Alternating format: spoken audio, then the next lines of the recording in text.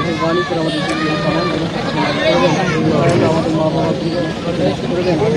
বিশেষ করে ব্যারিস্টার জলিলুদ্দিন সাহেব আল্লাহুম্মা আমিন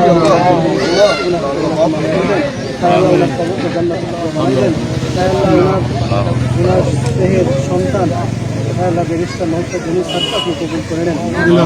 তত্ত্বাবধানে যত কাজ চলতেছে মালিক প্রত্যেকটা কাজকে আপনি কিয়ামতের দিন নাজাতের জরিয়ে এসে কবুল করেন। আল্লাহ বিশেষ করে আটোয়ারির যে সীমানা স্থাপন করা হয়েছে মালিক, যারা এর পিছনে আল্লাহ প্রচেষ্টা করেছেন, যাদের উদ্যোগে আল্লাহ এই কাজ সম্পূর্ণ হয়েছে মালিক প্রত্যেককে আপনি কবুল করে নেন।